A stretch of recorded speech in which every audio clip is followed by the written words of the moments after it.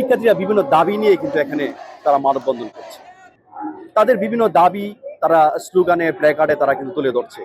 আমি যদি একজন শিক্ষার্থীর সঙ্গে কথা বলি, আমরা আমাদের বিদ্যালয়ের অবৈধ দখলকৃত জমি ফেরত চাই, আর আমরা আমাদের শিশুদের জন্য নিরাপদ সড়ক চাই, যানজট মুক্ত কর্মকাণ্ড চাই।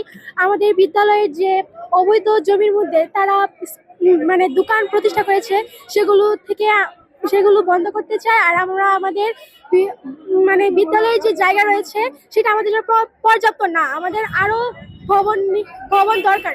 সেজন্য আমরা আমাদের বিদ্যালয়ের অবৈধ জায়গা জমি ফেরত চাই। আর শিশুদের জন্য চাই নিরাপদ সড়ক, যাতে এখান থেকে অনেক সময় দেখা যায় যে এই অনিরাপদ রাস্তার জন্য অনেকেই স্কুলের অনেক শিক্ষার্থী এখানে অ্যাক্সিডেন্ট করে, যার ফলে মানে আমাদের টিচারদের জবাব দিতে হয় কেন তারা অ্যাক্সিডেন্ট করলো। আমরা আমাদের জন্য নিরাপদ সড়ক চাই এবং শিশুদের জন্য চাই একটি বড় খেলার মাঠ। এই শিক্ষার্থী যেমনটা বলছিলেন যে বিভিন্ন দাবি কিন্তু তাদের এখানে আছে। আমি আপনাদেরকে দেখাচ্ছি যে বিপুল ছাত্রছাত্রীদের সমাগমে কিন্তু এখানে তারা জড়ো হয়েছে এবং তারা বলছে যে বিভিন্ন দাবি দাবা তারা প্রকাশ করছে, নিরাপদ সড়ক চাই এবং সেই সাথে সাথে তারা কিন্তু এখানে এই যে তাদের খেলার মাঠ এবং এই তাদের যে দখলকৃত যে জমি, এই বিভিন্ন বিষয় নিয়ে কিন্তু তারা এখানে এই যে তাদের দাবি দাওয়া প্রকাশ করছে। সুতরাং এখানে প্রত্যেকেরই দাবি শিক্ষক এবং ছাত্রদের যে তারা এখানে একটি কার্যকরী পদক্ষেপ প্রশাসনের পক্ষ থেকে দেখতে চায় এবং তারা বলছে যে শিক্ষার সুস্থ পরিবেশ তারা এখানে দেখতে চায়, এমনটা জানিয়েছে এখানে যারা